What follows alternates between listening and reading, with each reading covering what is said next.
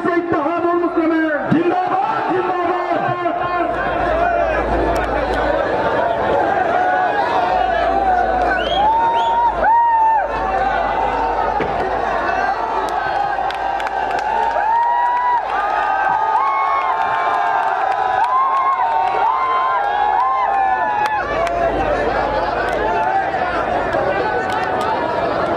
बिस्मिल्लाहिर्रहमानिर्रहीम। अस्सलामु अलैकुम वरहमतुल्लाहि वबरकातुहू। हाजी आरिफ साहब जो डासना के सेक्रेटरी हैं, मोहतरम जनाब शमीम अहमद तुर्क साहब advocate general secretary MIM Uttar Pradesh, Mahtab Chauhan साहब जो मगरबी यूपी के सदर हैं MIM पार्टी के, जनाब महताब अली साहब जिला सदर गाजियाबाद, हाजी फहीम साहब जिला सदर हापुर MIM,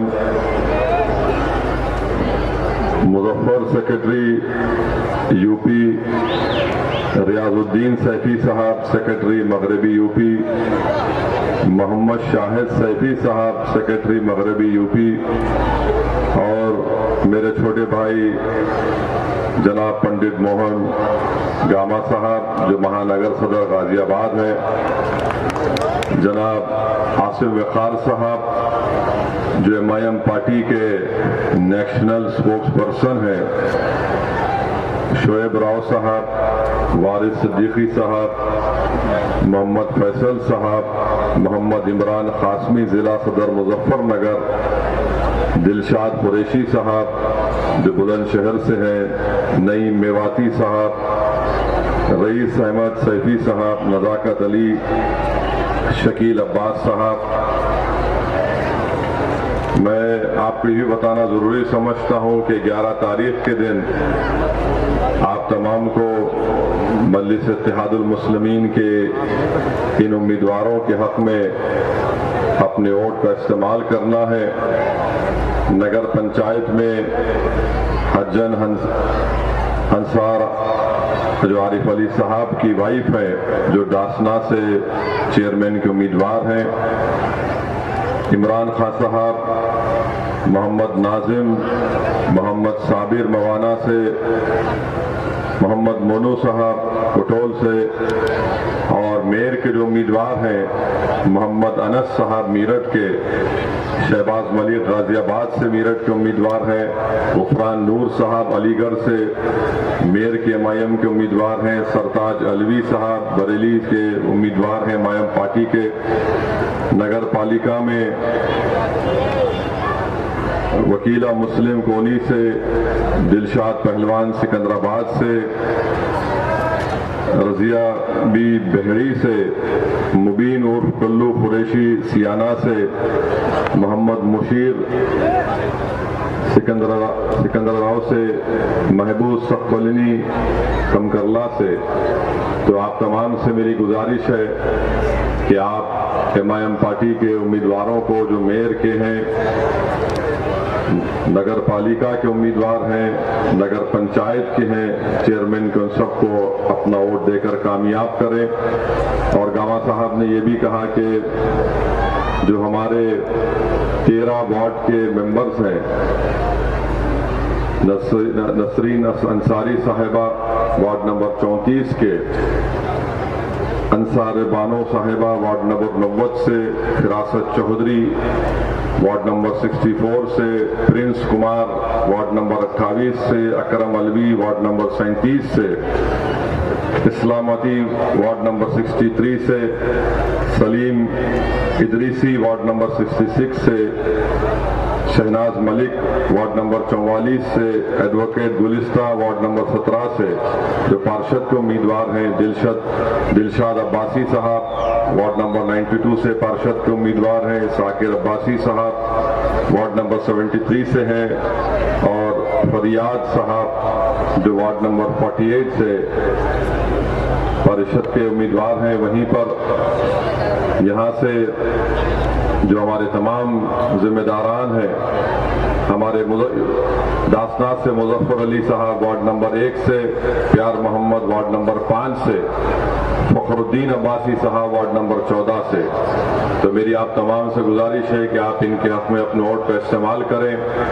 और मैं शुरुआत में अपनी तरफ से मुरादाबाद देहात में कोरबा में एक सड़क हादसा पेश आया जिसमें 10 लोगों का इंतकाल हुआ, 5 लोग शदीद जख्मी हैं। मैं इन तमाम मरने वालों के लिए अल्लाह से दुआएं मग़फ़िरत करता हूं और जो लोग जख्मी हैं उनकी जल्द से जल्द सेहतयाबी के लिए अल्लाह से दुआ करता हूं।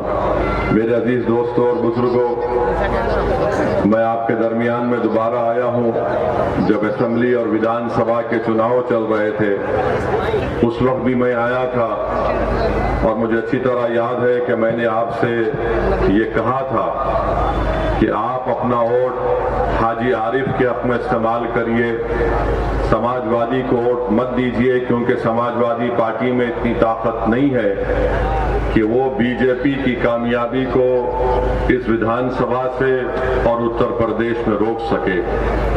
मगर आप लोगों ने फैसला दिया, मैं आपके फैसले की इज्जत करता हूं, उसका एहतराम करता हूं।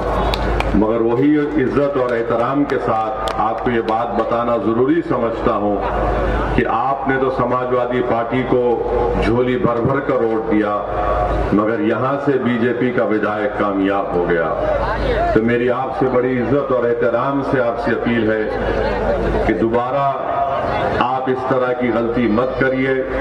हाजी आरिफ आपके दरमियान में पहले भी खड़ा था, आज भी खड़ा है आपकी हक की लड़ाई लड़ने के लिए, और कल भी आपके खिलाफ अगर कोई नाइंसाफी करेगा तो हाजी आरिफ सबसे पहले सीना तान कर आपके हक के लिए लड़ेगा। तो 11 तारीख के दिन मेरी आपसे गुजारिश है कि मुत्तहदा तौर पर आप अपने के वोट का इस्तेमाल करिए, अपने वोट को ज़ाय होने से बचाइए, क्योंकि यहाँ पर सबकी कोशिश एक ही है कि हाजी आरिफ की कामयाबी को रोका जाए, मजलिस की कामयाबी को रोका जाए और बीजेपी को यहाँ से कामयाब किया जाए। जो लोग विधानसभा में के चुनाव में आपका वोट तो हासिल किए मगर बीजेपी को नहीं रोक सके, तो मेरी आप तमाम से फिर से ये गुजारिश है, इल्तिजा है कि आप अपने वोट का नुकसान मत करिए। लोग आएंगे आपसे मुख्तलिफ बातें करेंगे, झूठ को बयान करेंगे, आपको वरगलाएंगे और आपसे कहेंगे कि हाजी आरिफ ये मजलिस ये। मेरी आपसे एक ही गुजारिश है कि विधानसभा के चुनाव में आपने तो समाजवादी को वोट दिया, हाजी आरिफ को मजलिस का आपने साथ नहीं दिया, ये आपका फैसला है। मगर इस बार आप देख रहे हैं कि वही लोग दोबारा खड़े होकर वही दोबारा झूठ को बयान कर रहे हैं कि हम बीजेपी को रोक सकेंगे। याद रखिए मेरी इस बात को, अखिलेश यादव 2017 का विधानसभा का चुनाव हारे, बीजेपी सत्ता में आई। अखिलेश यादव 2019 का लोकसभा का चुनाव हारे, यहां से बीजेपी के बहुत बड़ी तादाद में सांसद मुंतखब हुए, जो दोबारा नरेंद्र मोदी को प्रधानमंत्री बनने का रास्ता आसान किया। 2022 में विधानसभा के चुनाव हुए, फिर आपके और हमारे दरमियान में आकर यह कहा गया कि नहीं नहीं बीजेपी को हम हराएंगे, हमारा साथ दो।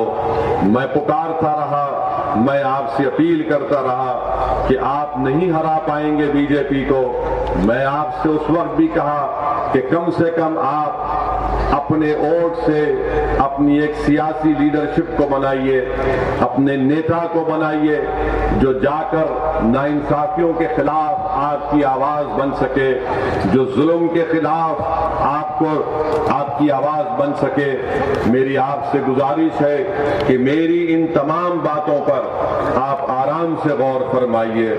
मैं फिर से आपसे कह रहा हूं कि अखिलेश यादव में ना तो काबिलियत है अपने पिता की तरह, ना अखिलेश यादव में जज्बा है सेकुलरिज्म को जिंदा रखने का, मगर अखिलेश यादव और समाजवादी पार्टी में बार बार वो यही कहते रहेंगे कि आप हमारा साथ दो, मुस्लिम समाज हमारा साथ दो, दलित समाज हमारा साथ दो तो हम कामयाब हो जाएंगे। आपने वोट दिया तब भी बीजेपी कामयाब हो गई।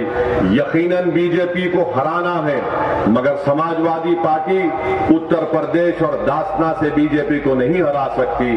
अगर दासना से आज अगर कोई योगी आदित्यनाथ को, नरेंद्र मोदी के दांत को खट्टा कर सकता है तो उसका नाम हाजी आरिफ है। तो मेरी आपसे गुजारिश है कि आप अच्छा फैसला लेकर हाजी आरिफ को और एमआईएम पार्टी को कामयाब करिए। आज अखिलेश यादव का मामला आप देख रहे हैं कि मुझे अभी बताया गया कि मीरठ को गए थे और मीरठ में कहां पर कैंपेन करते हैं, जो पूरा का पूरा उस वार्ड में जाते हैं जो अल्पसंख्यक समाज मुस्लिम बाहुल इलाका है। अखिलेश यादव से वहीं पर कैंपेन करने के लिए जाते हैं और जब वहां पर गए तो अखिलेश यादव के मुंह के सामने खड़े होकर मीरठ के उन गयूर लोगों को मैं सलाम करता हूं जिन्होंने अखिलेश यादव के सामने खड़े होकर उनके मुंह पर कहा कि मजलिस इत्तेहादुल मुस्लिमीन जिंदाबाद, मजलिस पार्टी जिंदाबाद। तो अखिलेश यादव गुस्से से लाल पीले होकर अपनी गाड़ी में बैठकर वहां से भाग जाते हैं। तो अखिलेश यादव को मालूम हो गया कि वो जो झूठ बोल रहे थे मजलिस पार्टी के ताल्लुक से उत्तर प्रदेश की जनता, मगरबी यूपी की जनता, मीरठ की जनता और मुझे मालूम कि दासना की जनता भी उनके झूठ को उनके मुंह पर तमाचे के तौर पर मारेगी और सच्चाई को कामयाब करेगी। तो मेरे अजीज दोस्तों और बुजुर्गों, मैं दासना की सरजमीन से मीरठ की जनता से भी अपील करूंगा कि आप मजलिस के मेयर के उम्मीदवार को और पार्षद के तमाम उम्मीदवारों को आप कामयाब करिए। मैं मीरठ की आवाम को बता रहा हूं कि आप हरगिज इस बात का ताज्जुब मत करिए कि अगर आप अपने के वोट का सही इस्तेमाल करेंगे तो मीरठ से मजलिस का मेयर बनेगा और हम एक तारीख को रकम करेंगे। वहां पर समाजवादी पार्टी हो, बीएसपी हो, इनमें अब दमखम नहीं रहा बीजेपी से मुकाबला करने के लिए। आज अखिलेश यादव 2024 के लोकसभा के चुनाव के लिए कभी हमारे तेलंगाना के मुख्यमंत्री के साथ बगल में बैठ जाते हैं, तो कभी बंगाल में ममता बनर्जी के पैरों के पास बैठ जाते हैं, तो कभी नीतीश कुमार के सामने अपना सर झुका देते हैं। अरे याद रखो 2024 में अगर बीजेपी को हराना है तो तुमको बीजेपी को उसकी हिंदुत्व आइडियोलॉजी पर हराना पड़ेगा। अगर अपोजिशन के लीडर मिल जाएंगे इससे कुछ फायदा नहीं होगा। फायदा उस वक्त होगा जब यूपी की जनता को बीजेपी के खिलाफ खड़ा कर दिया जाए और उनसे कहा जाए कि बीजेपी आपको नौकरी देने में नाकाम साबित हुई है। बीजेपी नौजवानों का मुकद्दर बेरोजगार बनाकर रखती है। जब हम यूपी की और भारत की जनता को ये बात समझाने में कामयाब हो जाएंगे कि नरेंद्र मोदी प्रधानमंत्री जरूर बन गए मगर महंगाई को रोक नहीं सके। आज गरीबी बढ़ रही है, बेरोजगारी बढ़ रही है, आज जनता के पास पैसे नहीं है अगर उनके बच्चों को स्कूल में तालीम दिलाने के लिए। आज गरीब इतना परेशान है करके घर में अगर कोई बीमार पड़ जाता है तो उसको कर्जे लेकर अपने दोस्त या अपने रिश्तेदारों का इलाज करना पड़ता है। ये सब के सब जिम्मेदार बीजेपी के प्रधानमंत्री, देश के प्रधानमंत्री और उत्तर प्रदेश के मुख्यमंत्री का मामला रहा है। आज अब उत्तर प्रदेश के मुख्यमंत्री से पूछिए कि आपने उत्तर प्रदेश में क्या विकास किया, तो बोलेंगे मैंने बुलडोजर मासूम लोगों के घर पर चढ़ा दिए। उनसे आप पूछिए कि तुमने कौन सा विकास किया, तो बोलेंगे मैंने माफिया को खत्म कर दिया। अरे माफिया को कहां खत्म हो रहा है? अरे ये तो बताओ कि आपके बीजेपी में कितने ऐसे माफिया नेता बैठे हैं, उन पर फूल बरसाए जा रहे हैं, उनको आप आप अपनी सत्ता में रहकर अपनी छत्र छाया में उनकी हिफाजत कर रहे, और जो कोर्ट से मुल्जिम करार दिया जाता, जिसके हाथ में जंजीरें होती है, तो पुलिस की मौजूदगी में उनको लोग आकर उनके सर पर गोलियां चलाकर उनकी हत्या करके चली जाते हैं, और मुख्यमंत्री बोलते हैं कि मैंने माफिया को मार दिया। मुख्यमंत्री, आपकी पुलिस है, उत्तर प्रदेश की पुलिस की कस्टडी में 2 प्रिजनर्स हैं, और उनको आकर सर पर गोलियां मारकर, और मारने वाले पूरी तैयारी के साथ आए थे, मारकर हथियार फेंककर पुकारते हैं सरेंडर सरेंडर, और जेएसआर का नारा। मैं उन पुलिस वालों से मेरा एक सवाल है, अगर वो जेएसआर का नारा नहीं लगाते और तकबीर बोलते तो निकाल कर उनको वहीं बूंद देते थे। ये कौन सा आपका इंसाफ है, बताओ आप? और मुख्यमंत्री बोलते गोली का जवाब गोली से देंगे, तो वहां पर क्या हो रहा था? गोली का जवाब जबान से भी नहीं दे पा रहे थे। आपकी कस्टडी में किसी की हत्या हो जाती है, छोड़ दिए थोड़ी देर के लिए, उन मुल्जिमिन का नाम अतीक और अशरफ था, मगर आपकी कस्टडी में थे, आपने उनको नहीं बचा पाए, और आप बड़े बड़े बुलंद बांग दावे कर रहे हैं हम ऐसा कर देंगे। अरे तुम्हारी कस्टडी में जो प्रिजनर है तुम उसको नहीं बचा पाए, और मैं कह रहा हूं कि एनकाउंटर चाहे किसी समुदाय का हो, उसका नाम कुछ भी हो, एनकाउंटर से लोकतंत्र कमजोर होता है, एनकाउंटर से लोगों का विश्वास लोकतंत्र में, जमहूरियत में कम होता है, एनकाउंटर से कोर्ट जो कानून और इंसाफ के ऊपर अगर कोई इंसाफ करना है तो कोर्ट का काम है, जनता का एतमाद कोर्ट से कम हो जाएगा, जनता का एतमाद पुलिस से कम हो जाएगा, क्योंकि अगर कोई सत्ता में बैठ कर तय करेगा कि कोर्ट फैसला नहीं देगा, मैं गोली से इंसाफ करूंगा, तो जमहूरियत खत्म हो जाएगी। लोकतंत्र को अगर मजबूत करना है तो गोली से नहीं, कोर्ट से इंसाफ करना चाहिए। आखिर वो कौन लोग हैं? मैं फिर से पूछ रहा हूं उत्तर प्रदेश के मुख्यमंत्री से कि जिन लोगों ने इलाहाबाद की सरजमीन पर उन दोनों को गोली मारी, आखिर वो कौन लोग हैं कि उनके एक जो जिसने गोली मारी उसके घर पर झोपड़ी में रहती है उसकी मां, आखिर कैसे उसके पास 8-8 लाख के 2 वेपन आए, 16 लाख के? क्या इनको पैसा पाकिस्तान से आया? योगी आदित्यनाथ बताओ उनको, क्या आईएसआई ने उनको पैसा दिया था? क्या ये लश्कर तैयबा के एजेंट थे या नाथूराम गोडसे की नाजायज औलाद थी? या तो हाफिज सईद की नाजायज औलाद या फिर गोडसे की नाजायज औलाद हो सकती है। ये मुख्यमंत्री बोलते नहीं है कि कौन है, कौन उनके पीछे है, कि कौन उनको वो 8-8 लाख की एक रिवॉल्वर दिया सेमी ऑटोमेटिक, कहां से हथियार इनको आए, कोई सब भूल गए। मीडिया वाले 3 दिन 4 दिन तक खूब चलाए, उसके बाद बाबा के राज में जो हो रहा वो खामोश बैठ गए, बोले महाराज का मामला है। अरे ये तो दिखाते कि भाई कहां से वो रिवॉल्वर आई, 8-8 लाख के 2-2 वेपन, 16 लाख की वेपन। अच्छा आप ये बात समझो, हम यहां पर दासना को क्यों आए? एक तो हाजी आरिफ, हम उनको बहुत मोहब्बत करते, बहुत चाहते उनको। दूसरा हमारा आने का मकसद यह है कि हम पर जो लोग गाड़ी पर हमारे पर गोलियां चलाए थे वो भी हमारे पीछे चल रहे थे, यहां पर यहीं पर टोल गेट पर गोली चलाए। तो हम सोचे कि अगर नहीं जाएंगे तो वो नाथूराम गोडसे की औलाद वो दोनों को लगेगा कि डर के नहीं आ जाओ। तो हम बोले आते हैं आरिफ साहब, आप फिक्र मत करिए, जरूर आते हैं, इसीलिए हम आए हैं और आते रहेंगे। हम इन नाजायज नाथूराम गोडसे के औलाद को कहना चाहेंगे कि गोलियों से हम डरने वाले नहीं हैं, मौत से डरने वाले का नाम असदुद्दीन अवैसी नहीं है। जो वक्त मेरी मां ने मुझे पैदा किया वो वक्त अल्लाह ने तय किया। जिस वक्त इस दुनिया से हमारी आंख बंद होगी वो वक्त भी अल्लाह तय करेगा। और अगर अल्लाह हमारी जिंदगी में शहादत लिखा है तो अल्लाह का लाख लाख कि हम मौत अगर जिंदगी में आ जाए और शहीद बन के जाएंगे तो इससे बढ़ के इनाम इस गुनाहगार को क्या मिल सकता है। मगर तुम्हारी गोलियां, तुम्हारी ताकत, तुम्हारा जुल्म हमारी आवाज को दबा नहीं सकेगा। हम जालिम को जालिम बोलेंगे और तुम्हारी गोलियों का जवाब हम सीना तान कर मुकाबला करेंगे, मगर अपने सरों को नहीं झुकाएंगे। तो मेरे अजीज दोस्तों और बुजुर्गों, आपसे यही इल्तिजा और गुजारिश है कि आप अपने वोट का सही इस्तेमाल करिए।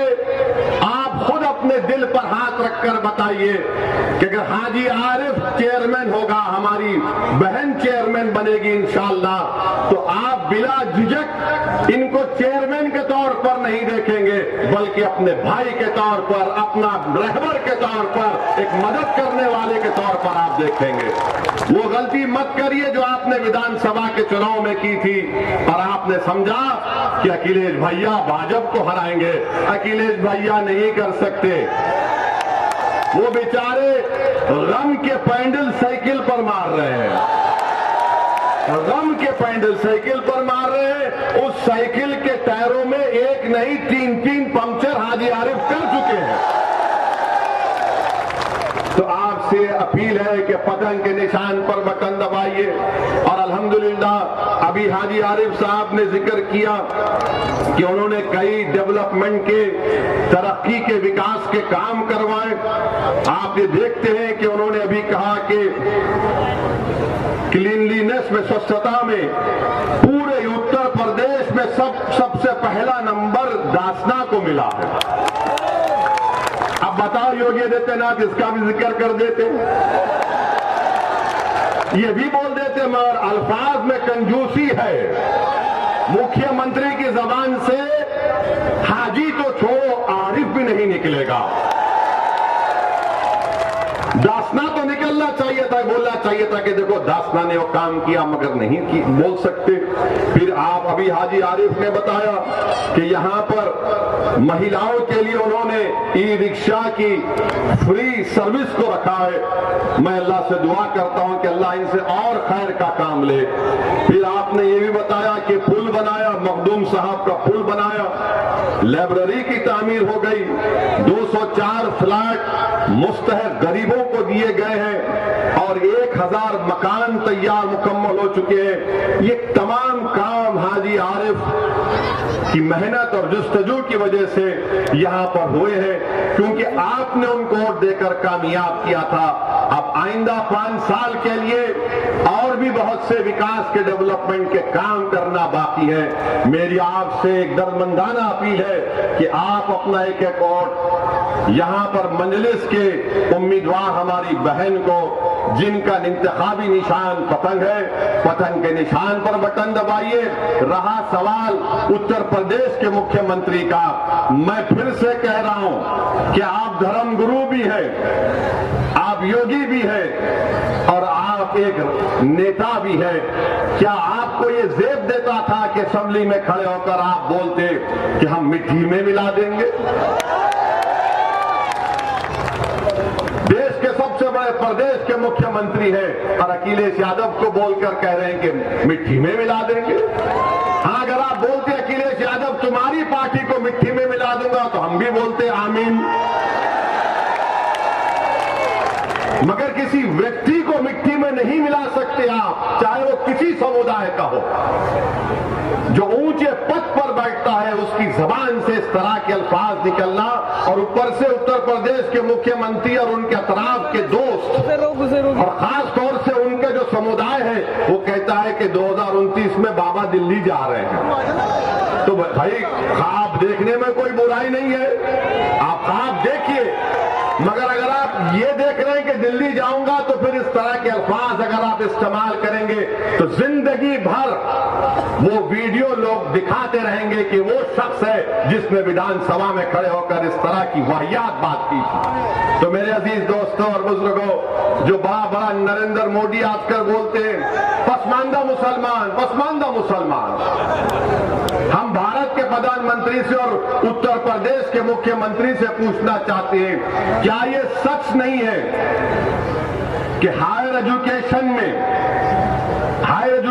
में सबसे सबसे कम अगर कोई है तो मुसलमान है, सबसे कम मुसलमान है।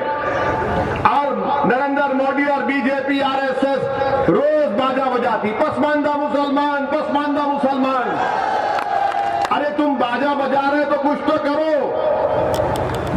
भारत सरकार का डेटा आज इंडियन एक्सप्रेस में एक आर्टिकल छपा है, भारत सरकार का डेटा बता रहा है कि पूरे देश में जो हायर एजुकेशन में यानी 12वीं 12th क्लास के बाद जो एनरोलमेंट होता है, किसका हुआ है? दलितों का 4%, आदिवासियों का 11%, ओबीसी का 4%, अपर कास्ट लोगों का 13% और मुसलमानों का 8% कम हुआ है पूरे भारत में।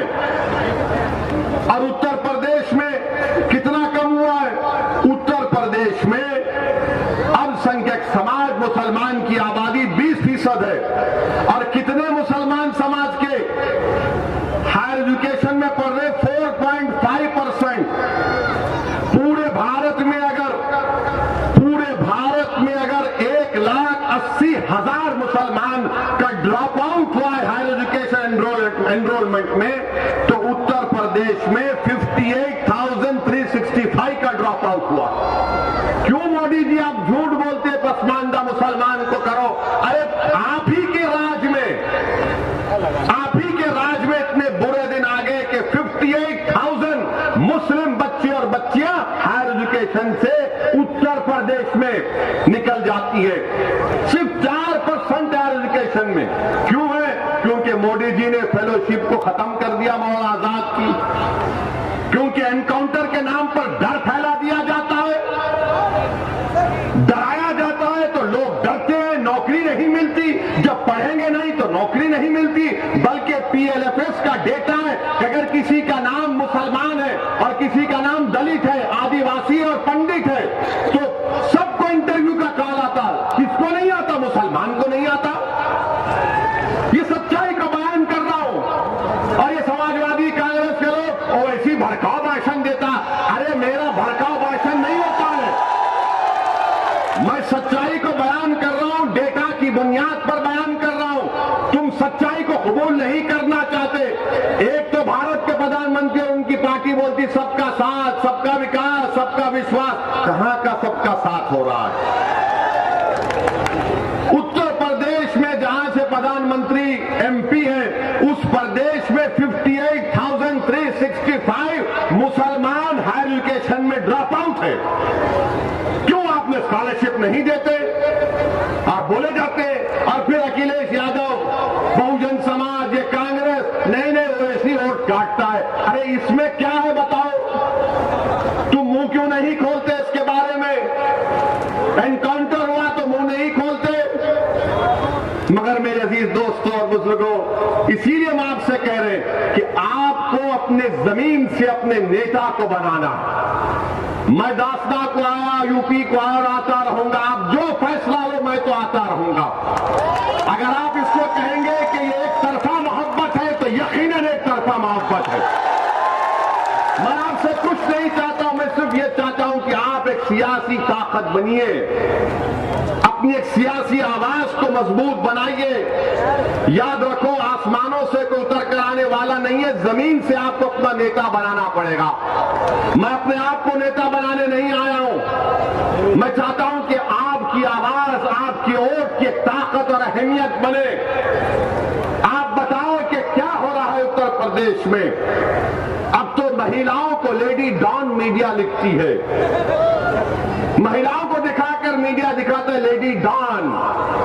अब वो दिन दूर नहीं है कि जब एक 12 साल के बच्चे को बताया कि कहा जाएगा ये बच्चा डॉन, महिला डॉन, बच्चा डॉन। अब वो दिन भी दूर नहीं है कि अगर किसी का बच्चा अपनी मां के कोख से पैदा हुआ तो ये रोता हुआ बच्चा बड़ा होकर डॉन बनेगा। मीडिया को रोटी सेकना है। और भारत के प्रधानमंत्री तो माशाल्लाह उसमें तेल डालने का काम करते हैं। केरल में एक पिक्चर रिलीज हुई और उसके ऊपर प्रधानमंत्री कह रहे हैं भाइयों बहनों पिक्चर देखो। अरे देश के प्रधानमंत्री हैं आप, या तो पिक्चर के प्रमोटर हैं आप। मानता हूं कि भारत के प्रधानमंत्री की तरह कोई एक्टिंग नहीं कर सकता। अखिलेश भी कोशिश कर रहे हैं मगर फ्लॉप हो रहे हैं। वो कांग्रेस के नेता जो पूरा देश फिरे वो भी कोशिश किए मगर इनकी एक्टिंग के सामने सब फ्लॉप हो रहे हैं। मैं तो समझता हूं कि दुनिया के जितने फिल्म स्टार हैं वो खुश होते हैं कि भाई वो इसको यही रखो, यहां आ गया तो हमारी दुकान बंद। आप भारत के प्रधानमंत्री रहकर बोलते हैं पिक्चर देखो। हिस्ट्री तारीख बता रहा हूं, हिटलर ने 70 लाख यहूदियों को खत्म किया था। 70 लाख यहूदियों को हिटलर ने खत्म किया था। कैसे खत्म किया था? इसने अपने दौर में कहा था कि यहूदियों के खिलाफ गाली गलौज करो, हेट स्पीच दो कि ये जर्मनी से मोहब्बत नहीं रखते, ये आर्यन रेस से नहीं है, ये जर्मनी के गद्दार हैं। फिर हिटलर ने क्या किया? पिक्चर बनाना शुरू किया। 1940 में हिटलर ने पहली पिक्चर बनाई थी यहूदियों के खिलाफ। उसका जर्मन लैंग्वेज से अगर ट्रांसलेशन तर्जुमा करेंगे तो उसका पिक्चर का नाम था द इटर्नल जू। उसमें क्या दिखाया गया? ये यहूदी जर्मनी के गद्दार हैं, ये जर्मनी के अंदर घर के दुश्मन है। देश के प्रधानमंत्री, जर्मनी की तारीख आपके सामने है, जर्मनी की तारीख आपके सामने है, उसको आप नजर रखो। आप इस देश को, ये बहुत बड़ा देश है, इस देश की खूबसूरती, इसका कल्चर है, इसका मजहब है, इसकी जबानें हैं। वो पिक्चर को दिखा रहे, अरे पिक्चर बनाने वाला कितना कमजर्फ है। पहले कहा कि 32,000 महिला आईसीस में चले गई, जब कोर्ट में केस गया तो कहा कि सिर्फ 3। अरे वो गई तो तुमको क्या, तुम क्या पिक्चर बनाकर पूरे बुर्खापोश खवातीन को बदनाम करोगे? तुम क्या पूरे समुदाय को बदनाम करोगे? और भारत में जितने मुसलमानों के मजहबी तंजीमें हैं उन सब ने आईसिस के खिलाफ फतवा दिया, कहा ये दहशतगर्द है, आतंकवादी है। तो वो नहीं दिखाते। और किसी ने हमसे कहा कि उस पिक्चर में वैसी तुम्हारी तकरीर भी दिखाई गई। तो हम मानते हैं कि हमारी तकरीर को सुने बगैर हमारे दुश्मन का भी पेट में दर्द नहीं कम होता। इनको लगता है कि जब तक ओवैसी का भाषण नहीं सुनेंगे हम में मर्दानगी नहीं पैदा होगी। तो सुनो, सच्चाई पर मुमन्नी है, झूठ पर हम नहीं बोलते, लंबी लंबी नहीं छोड़ते। भाइयों बहनों 15 लाख आ जाएगा। भाइयों बहनों हर साल 2 करोड़ नौकरियां मिलेंगी, अच्छे दिन आ जाएंगे। तो ये पिक्चर बना रहे हैं। अरे महंगाई पर पिक्चर बनाओ, पिक्चर बनाओ। किसान को फर्टिलाइजर नहीं मिल रहा है, नहीं बनाएंगे। अरे पिक्चर बनाओ कि घर में गरीब के पास पैसे नहीं है, सेविंग्स खत्म हो रही है। भारत में 20% गरीब और गरीब हुआ है। कितना? 50%। अगर एक गरीब 100 रुपये कमा रहा था, आज 50 रुपये कमा रहा। और अगर कोई डेवलपमेंट 100 रुपये कमा रहा था, आज 140 रुपये कमा रहा है। ये नरेंद्र मोदी का सबका साथ, सबका विश्वास, ये गरीबों से मोहब्बत बीजेपी की है कि गरीब जो 100 रुपये कमा रहा था आज 50 रुपये कमा रहा है। सबसे गरीब जो डेवलपमेंट 100 रुपये कमा रहा था 140 रुपये कमा रहा है। तो भारत के गरीबों को फैसला करना है, भारत के मजलूमों को फैसला करना है। और 11 तारीख के दिन दाफना की जनता को एक तारीखी फैसला लेते हुए आप तमाम से अपील कर रहे हैं कि आप हाजी आरिफ के हाथ को मजबूत करिए और आप इस वास्ते भी वोट दीजिए कि वो नाथूराम गोडसे की नाजायज औलाद को भी मालूम हो जाए। यहीं पर हम पर गाड़ी पर गोलियां चलाई गई थी, तो उनको भी जवाब दीजिए। हम आपसे क्या कह रहे हैं? गोली से नहीं, बैलेट से जवाब दीजिए। और हम उनकी गोली का जवाब जबान से देंगे, उनकी हर गोली का जवाब अपनी भाषण से देंगे, संविधान से देंगे, तूफान खड़ा कर देंगे इंशाअल्लाह ताला। तो 11 तारीख के दिन सुबह सुबह निकलिए, एक होकर यहां से हाजी आरिफ को कामयाब करिए, बीजेपी को शिकस्त दीजिए, बीजेपी को हराइए। ये समाजवादी और बहुजन समाज पार्टी बीजेपी को कामयाब करवाना चाहती है, अपने इत्तेहाद को कमजोर मत होने दीजिए। हमारे दिलशाद हमारे इनके भी खड़े हैं, गाजियाबाद से इनकी वाइफ मेयर की कैंडिडेट है, इनके भी हक में आप दुआ करिए और डालिए। बहुत बहुत शुक्रिया। अस्सलाम वालेकुम।